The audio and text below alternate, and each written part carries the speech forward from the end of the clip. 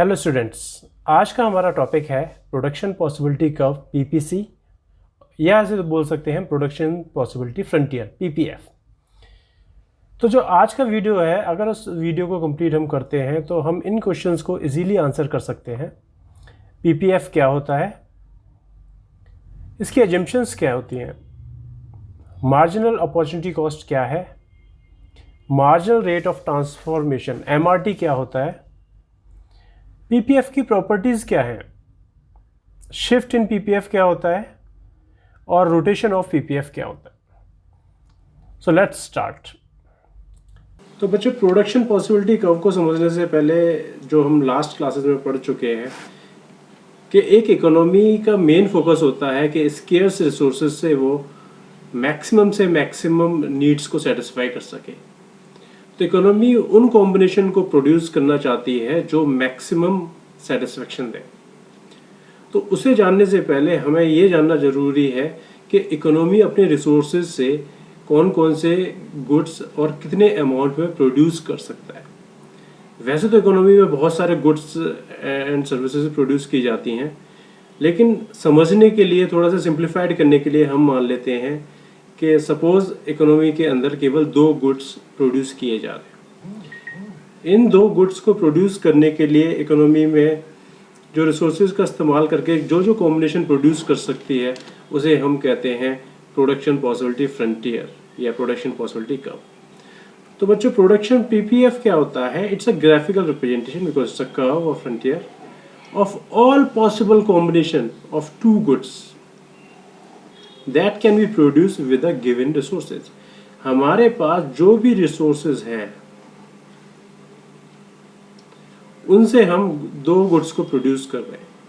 कौन कौन से कॉम्बिनेशन प्रोड्यूस कर सकते हैं वो हमें देखना होगा। सपोज हमने इतने रिसोर्सेज से ए को दे दिए और बाकी रिसोर्सेज हमने बी को दे दिए, या फिर ए का रिसोर्स थोड़ा बढ़ा के देखा और बी का थोड़ा सा कम करके देखा। तो जो कॉम्बिनेशंस आते जाएंगे हमारे पास, उनको जब हम एक कर्व पे ड्रॉ करेंगे तो वो हमें देखा बच्चों प्रोडक्शन पॉसिबिलिटी फ्रंटियर और कर्व। इनके प्रोडक्शन पॉसिबिलिटी फ्रंटियर के और भी नाम से जानते हैं बच्चों, जो कहीं इसे पीपीसी बोला जाता है, production possibility curve, production possibility boundary भी कहा जाता है, then transformation curve, transformation boundary और ट्रांसफॉर्मेशन फ्रंटियर। ये अलग अलग नाम है सेम कर्व के।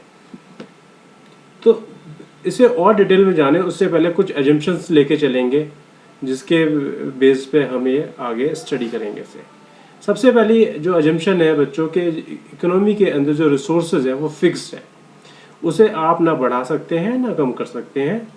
But what you can do, you can transfer resources from one good to another. एक गुड के रिसोर्सेज जैसे प्रोड्यूस कर रहे थे उन्हें कम कर दें, उसे बढ़ा के दूसरे को बढ़ा दें, या दूसरे को कम करके पहले वाले को बढ़ा दें। ये हम कर सकते हैं, but we can not increase और decrease the quantity of resources. Second point है बच्चों कि हम केवल 2 गुड्स ही प्रोड्यूस कर रहे हैं। सिंप्लीफिकेशन के लिए हमने 2 गुड्स ले लिए हैं, क्योंकि वैसे तो इकोनॉमी में बहुत सारे गुड्स प्रोड्यूस किए जाते हैं, पर समझने के लिए हमने 2 गुड्स ले लिए। थर्ड थिंग कि कोई भी रिसोर्सेज को वेस्ट नहीं कर रहे हैं, they are fully and efficiently utilised. पूरी अच्छी तरीके से हम यूटिलाइज कर रहे हैं, there is no wastage of resources. Fourth जो एजम्पशन है बच्चों वो कहती है कि जो सारे रिसोर्सेज होते हैं वो इक्वली एफिशिएंट नहीं होते। कुछ रिसोर्सेज गुड ए के लिए ज़्यादा एफिशिएंट होते हैं और कुछ रिसोर्सेज गुड बी के लिए ज़्यादा एफिशिएंट होते हैं। तो जब भी हम ट्रांसफ़र करेंगे बच्चों एक गुड से दूसरे गुड में रिसोर्सेज को, तो जो उनकी प्रोडक्टिविटी है वो कम होती चली जाएगी। It will keep on reducing.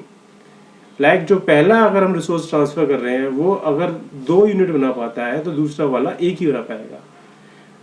हालांकि ये रेशियो फिक्स नहीं होता, लेकिन प्रोडक्टिविटी जो होती है when we transfer good resources from one good to another, it's efficiency और productivity keep on decreases. And last है technology is constant, because technology बहुत जल्दी से चेंज करती है प्रोडक्टिविटी को, प्रोडक्शन को बहुत ज़्यादा इन्फ्लुएंस करती है। अगर अच्छी टेक्नोलॉजी आती है तो प्रोडक्शन की लिमिट बहुत बढ़ जाती है। तो इसलिए हमने मान के चल रहे हैं कि जो टेक्नोलॉजी है, जो करंट टेक्नोलॉजी अवेलेबल है वो कांस्टेंट है, it's not changing at all. तो अब जो हमारे रिसोर्सेज हैं, whatever resources we are having, suppose we are having this much of resources, अब उनसे हम दो गुड्स बनाना चाहते हैं, पहला गुड है guns and second is butter. अब हम कितनी कितनी क्वांटिटी बना सकते हैं if we are using all the resources. Suppose अगर हम सारे के सारे रिसोर्सेज को, पूरे के पूरे रिसोर्सेज को, जो रिसोर्सेज आपको दिख रहे हैं यहाँ पे, इन सारे रिसोर्सेज को हम गन्स बनाने में लगा देते हैं, then we can produce 21 guns. Butter हम प्रोड्यूस नहीं करेंगे क्योंकि हमने सारे के सारे रिसोर्सेज गन्स में लगा दिए। सपोज सेकंड थिंग क्या हुआ कि हमने कुछ रिसोर्सेज यहाँ से कम किए जिससे उसकी क्वांटिटी 20 ही रहेगी, और उससे बटर प्रोड्यूस किया, बटर हमने 1 प्रोड्यूस किया, और रिसोर्सेज हटाए इससे तो 2 बटर्स प्रोड्यूस हो गए। 15, 3, 11, 4, 6, 5 एंड 0, सारे के सारे रिसोर्सेज हमने अगर बटर में लगा दिए तो 6 यूनिट्स ऑफ बटर प्रोड्यूस कर पाएंगे, और कोई भी गन्स की यूनिट प्रोड्यूस नहीं होगी क्योंकि हमने सारे रिसोर्सेज गन्स से हटा दिया। If we represent this production possibility schedule को कर्व पे रिप्रेजेंट करें, so we will get this kind of curve, right. 21-0 पहला पॉइंट हो गया, 21-0 is this point as you can see in the graph, और जो लास्ट पॉइंट हो गया वो था 0-6, यानी अगर हम सारे के सारे रिसोर्सेज लगा देंगे बटर बनाने के लिए तो वी विल गेट दिस, और बीच में बाकी के कॉम्बिनेशन, इन सबको हम ड्रॉ करेंगे तो we will get this shape. So this is called PPF और PPC, ये हमारा PPF कर्व आ गया, राइट। तो ये जो हमारा प्रोडक्शन पॉसिबिलिटी फ्रंटियर कर्व आ गया, ये बताता है हमारी मैक्सिमम लिमिट को कि हम मैक्सिमम इतना प्रोड्यूस कर सकते हैं, उससे ज़्यादा हम प्रोड्यूस नहीं कर सकते। अब वापस से टेबल में आते हैं बच्चों। अगर हमने देखा कि जब हम यूनिट को सेक्रीफाइस कर रहे थे एक यूनिट गेन करने के लिए, उसे हम कहते हैं मार्जिनल अपॉर्चुनिटी कॉस्ट और मार्जिनल रेट ऑफ ट्रांसफॉर्मेशन। ये दो चीज होती है बच्चों। What is MOC and what is MRT, उसे समझने से पहले ये डेफिनेशन देख लेते हैं। मार्जिनल अपॉर्चुनिटी कॉस्ट क्या कहती है बच्चों? Marginal opportunity cost refers to the number of units of a commodity sacrificed to gain one additional unit of commodity। Good A को हम प्रोड्यूस कर रहे थे, हमने कुछ रिसोर्सेज निकाल के इसमें से बी में ट्रांसफर कर दिए। तो जब बी की एक यूनिट बनाने के लिए हमें जितने रिसोर्सेज ए की जरूरत पड़ेगी उसे हम कहेंगे मार्जिनल अपॉर्चुनिटी कॉस्ट। और पीपीएफ के केस में मार्जिनल अपॉर्चुनिटी कॉस्ट हमेशा इंक्रीज होती है। अब एक यूनिट बनाने के लिए हमें कितने सैक्रिफाइस करने पड़ेंगे वो उस टेबल से देख सकते हैं बच्चों। यहाँ पर हम बटर को 0 प्रोड्यूस कर रहे थे और गन्स 21 थी। अगर अब हमें एक यूनिट एडिशनल प्रोड्यूस करनी है, यहाँ से एक यूनिट एडिशनल करने के लिए हमें कितना करना पड़ा? -1 करना पड़ा। ऐसे ही एक से जब 2 यूनिट पे पहुंचे, एक यूनिट गेन करने के लिए हमें यहाँ पे 20 - 18 2 यूनिट को सेक्रीफाइस करना पड़ा। 2 यूनिट सेक्रीफाइस हो गई। यहाँ पर एक यूनिट को अचीव करने के लिए हमें 3 यूनिट्स का सेक्रीफाइस करना पड़ा। ऐसे ही हमें यहाँ 4 यूनिट्स का करना पड़ा, यहाँ पर हमें 5 यूनिट्स का करना पड़ा, और यहाँ पर हमें 6 यूनिट्स का सेक्रीफाइस करना पड़ा। तो हम देख सकते हैं जो मार्जिनल अपॉर्चुनिटी कॉस्ट है वो इट्स कीप ऑन इंक्रीजिंग, ये बढ़ती चली जा रही है।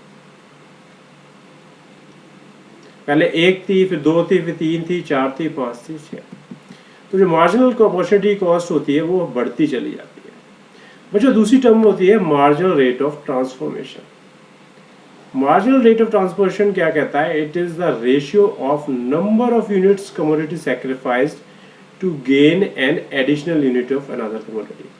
कितनी यूनिट्स हमें सैक्रिफाइस करनी पड़ेंगी एक एक्स्ट्रा यूनिट बनाने के लिए। तो MRT बच्चों देख सकते हो, MRT में भी क्या है कि एक यूनिट हमारी जो बटर की गेन करने के लिए हमें 1 unit of a gun sacrifice करनी पड़ी इस जगह, इस वाले पोजीशन में। इस वाले सेकंड वाले पोजीशन में हमें क्या करना पड़ा? 2 यूनिट सैक्रिफाइस करनी पड़ी 1 यूनिट बटर के लिए, या 3 यूनिट सैक्रिफाइस करनी पड़ी 1 यूनिट बटर के लिए, या 4, 5, 6। It is MRT is also increasing.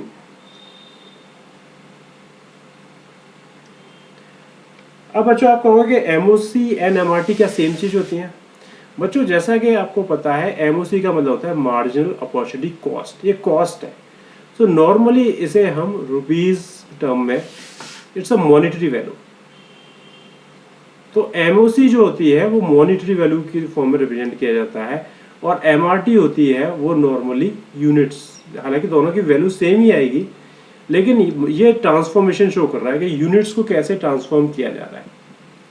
तो हम ये कॉस्ट है, cost means it's a monetary value, कितना पैसा हमें सेक्रीफाइस करना पड़ रहा है to gain additional 1 unit of another good. ये बताता है यूनिट्स को, ये ट्रांसफॉर्मेशन को बताता है कि क्वांटिटी वाइज कितनी यूनिट्स को हमें सेक्रीफाइस करना पड़ रहा है to gain 1 unit of another good.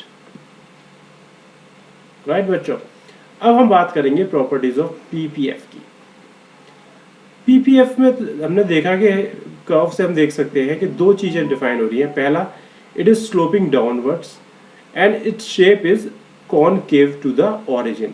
जो शेप है ओरिजिन के रेस्पेक्ट में इट्स कॉनकेव। तो इसकी दो प्रॉपर्टीज हमारे पास सामने आ गई हैं। What are these two properties? पहला, PPF slopes downwards and the second property is PPF is concave in shape.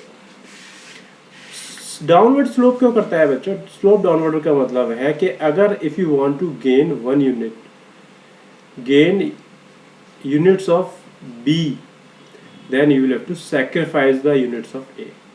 ऐसा नहीं हो सकता कि बी भी गेन करता रहे और ए भी रिड्यूस ना हो, ऐसा नहीं होता। अगर बी को इंक्रीज करना है, बी की क्वांटिटी को बढ़ाना है, तो ए की क्वांटिटी को हमें रिड्यूस करना पड़ेगा। तो इन दोनों में इनवर्स रिलेशन होगा, और जब भी बच्चों इनवर्स रिलेशन होता है तो वो हमेशा निगेटिवली स्लोप होता है। जब दो चीज़ों के बीच में पॉजिटिवली स्लोप होता है कि दोनों बढ़ती हैं, तो जो रिलेशन आता है बच्चों वो आता है पॉजिटिवली स्लोप्ड। बट यहाँ पर ये दो, एक बढ़ रही है, दूसरे को हमें सेक्रीफाइस करना पड़ रहा है गेन करने के लिए। That's why the PPF slopes downwards. Now the second property is PPF is concave in shape. Concave in shape का मतलब क्या होता है बच्चों कि जो पीपीएफ है उसकी शेप ऐसी होगी। अब इस शेप का मतलब है कि ये शेप क्यों होती है बच्चों? इस शेप का होती है बिकॉज ऑफ इंक्रीजिंग एमआरटी, क्योंकि मार्जिनल रेट ऑफ ट्रांसफॉर्मेशन बढ़ता चला जाता है। जैसा हमने ग्राफ में भी देखा था, जो एमआरटी था हमारा, as you can see MRT पहले 1 था, फिर 2, 3, 4, 5, 6, it is keep on increasing. That's why its is concave in shape. अब कॉनकेव क्यों होता है? क्योंकि पहले अच्छा, 1 यूनिट के लिए कम यूनिट सेक्रीफाइस करनी पड़ती थी, बाद में 1 यूनिट के लिए ज़्यादा यूनिट सेक्रीफाइस करनी पड़ी, इसलिए कॉनकेव होता है।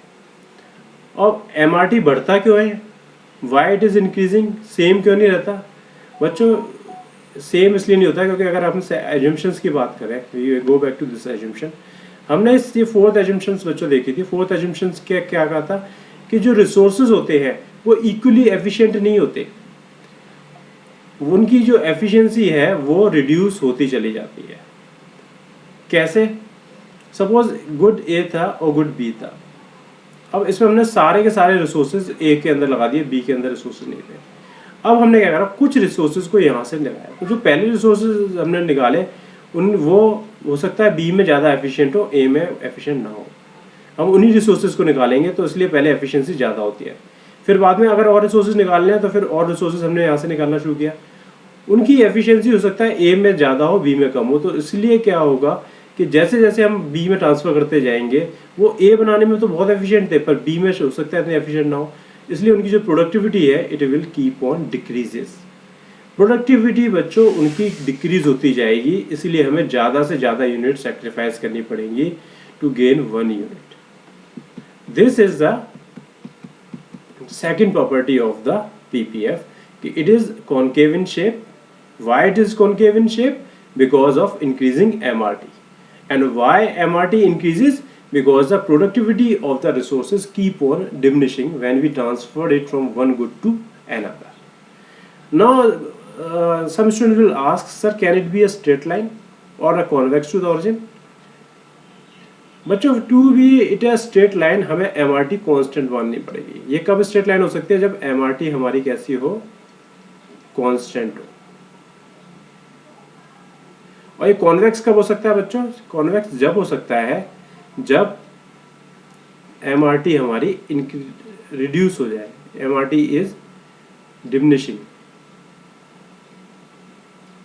बट ये दोनों ही पॉसिबिलिटीज नहीं होती, इसलिए ये कॉनकेव और कॉन्वेक्स और स्ट्रेट लाइन नहीं हो सकता है, क्योंकि एमआरटी ना ही कांस्टेंट होगी ना ही डिमिनिशिंग होगी, एमआरटी हमेशा इंक्रीज करेगी। That's why it is always concave in shape. Now there are certain combination पर पीपीएफ के ऊपर हमें ये डिफरेंट कॉम्बिनेशन मिल गए हैं, ए बी सी डी। कुछ कॉम्बिनेशन ऐसे भी हो सकते हैं जो हम अंदर बना सकते हैं और कुछ कॉम्बिनेशन होते हैं जो बाहर होते हैं। जो पीपीएफ के ऊपर कॉम्बिनेशन होते हैं, जो पीपीएफ के अंदर कॉम्बिनेशन होते हैं, वो होते हैं हमारे अटेनेबल, क्योंकि उन्हें हम बना सकते हैं। ये अटेनेबल का मतलब है बच्चों, क्योंकि ये हमारी मैक्सिमम लिमिट है। इस मैक्सिमम लिमिट के अंदर जो भी आएगा यहाँ तक, उन सबको हम अटेन कर सकते हैं, लेकिन जो इस लिमिट के बाहर चला जाएगा वो होते हैं अनअटेनेबल कॉम्बिनेशन। तो इस वाले ग्राफ में पॉइंट एफ इज अनअटेनेबल और point A to D as well as E are attainable combinations, right. लेकिन ई पे अगर कर रहे हैं तो इसका मतलब हम कम प्रोड्यूस कर रहे हैं यूजिंग ऑल द रिसोर्सेज। इसका मतलब जो इसके अंदर जितने भी कॉम्बिनेशन होते हैं वो इनएफिशिएंट कॉम्बिनेशन होते हैं। इनएफिशिएंट का मतलब है कि हम फुली उन्हें रिसोर्सेज को यूटिलाइज नहीं कर रहे हैं। जो कॉम्बिनेशन इसके ऊपर आते हैं उसमें वो एफिशिएंटली यूज कर रहे हैं और फुली यूटिलाइज कर रहे हैं, और जो इसके बाहर कोई भी कॉम्बिनेशन आएगा वो अनअटेनेबल होते हैं, वो हम अचीव ही नहीं कर सकते। तो क्या इकोनॉमी हमेशा ही पीपीएफ पे काम करती है? बच्चों, if economy is using all its resources and efficiently utilising them, then it will always operate on PPF. But if it is inefficient utilizing the resources, then it will be below the PPF, right? और उसके बाहर वाले combination को तो हम attain कर ही नहीं सकते, तो उसके बारे में तो we cannot say, क्योंकि उन्हें अटेनेबल ही नहीं हो। Now PPF क्या शिफ्ट कर सकता है? Yes, PPF में चेंजेस आ सकते हैं। PPF can shift. शिफ्ट का मतलब होता है बच्चों कि पूरा का पूरा PPF बाहर चला जाए, और रोटेशन का मतलब होता है बच्चों जब पीपीएफ एक तरफ से रोटेट हो जाए, या तो वो एक्स की तरफ से हो जाए, यानी एक पॉइंट उसमें सेम रहेगा, दूसरा पॉइंट रोटेट कर जाएगा। रोटेशन होता है बच्चों because of the change in productivity capacity with respect to one good, और शिफ्ट होता है change in productive capacity with respect to both goods. तो दोनों गुड्स में चेंज आता है प्रोडक्टिव कैपेसिटी में, तो पीपीएफ शिफ्ट होता है। जब एक ही गुड की प्रोडक्टिव कैपेसिटी में चेंज आता है तो पीपीएफ रोटेट करता है। कैसे होता है इसे डिटेल में पढ़ते हैं बच्चों। Shift in PPF, shift rightward भी हो सकता है और लेफ्टवर्ड भी हो सकता है। राइटवर्ड कैसा होता है बच्चों कि पहले पीपी कर्व था, it shifted to P one curve, outward shift हो गया। आउटवर्ड शिफ्ट या राइटवर्ड शिफ्ट को क्यों होता है? क्योंकि अब या तो हमारी टेक्नोलॉजी एडवांस कर गई है या हमारे रिसोर्सेज बढ़ गए। इन दोनों ही केस में क्या होगा? PPF will move outward. We will be able to produce more, क्योंकि जब रिसोर्सेज बढ़ गए हम ज़्यादा प्रोड्यूस कर पाएंगे। ये हमने कुछ ऐसी टेक्नोलॉजी इन्वेंट कर दी जिस टेक्नोलॉजी से हम ज़्यादा चीज़ों को बना सकते हैं। लेफ्टवर्ड कब होगा? इसका जस्ट अपोजिट, यानी हम कम प्रोड्यूस कर पाएंगे, ये इनवर्ड शिफ्ट हो जाएगा, या लेफ्टवर्ड शिफ्ट हो जाएगा। क्यों होगा? या तो टेक्नोलॉजिकल डिग्रेडेशन हो जाए, यानी जो मशीन यूज़ कर रहे थे उसमें वेयर एंड टेयर आने लगे और उससे हम कम प्रोड्यूस कर पाए, या फिर रिसोर्सेज हमारे डिस्ट्रॉय हो जाए या कुछ रिसोर्सेज कम हो जाए, तो इट विल शिफ्ट लेफ्टवर्ड ना। बच्चों, अब हम बात करेंगे rotation of PPF. Rotation of PPF का मतलब होता है कि जब एक गुड को हम प्रोड्यूस कर रहे हैं, उस गुड की टेक्नोलॉजी या किसी और वजह से हम we are able to produce less, तो केवल उस गुड के प्रोडक्शन में इम्पैक्ट होता है, दूसरे वाले गुड के प्रोडक्शन पे इम्पैक्ट नहीं होता। सपोज बटर को बनाने वाली जो हमारी टेक्नोलॉजी थी या जो मशीन थी वो इनएफिशिएंट हो गई या उनमें वेयर एंड टेयर आ गया, तो क्या होगा? हम रिड्यूस हो जाएगा इनवर्ड लेफ्टवर्ड। अगर हमारी कोई बटर को बनाने की अच्छी टेक्नोलॉजी आ गई जिससे हम ज़्यादा बटर प्रोड्यूस कर सकते हैं using same resources, then it will move rightward. हालांकि जो गन्स की टेक्नोलॉजी है वो सेम है, तो it will not move here, it is not moving here, it is moving only here. तो ए में कोई चेंजेस नहीं आएगा, बी में चेंजेस आएगा। इसे बोलते हैं बच्चों रोटेशन ऑफ, क्योंकि केवल एक्स एक्सिस पे रोटेशन आ रहा है, इसे बोलेंगे rotation of for the community of x axis. जब वाई की कम्युनिटी में चेंज आता है सेम, तो वाई पे रोटेट करेगा, एक्स पर वो सेम रहेगा। ये है rotation of for the community on Y axis. बाहर मूव कब करेगा बच्चों? जब टेक्नोलॉजी एफिशिएंट हो जाए और एडवांस टेक्नोलॉजी आ जाए। इनवर्ड कब रिड्यूस करेगा? जब there is the degradation of the technology. So it's the rotation of PPF on X axis and Y axis. So this is all we have for today's class. I hope you liked the video. मिलते हैं बच्चों next video में।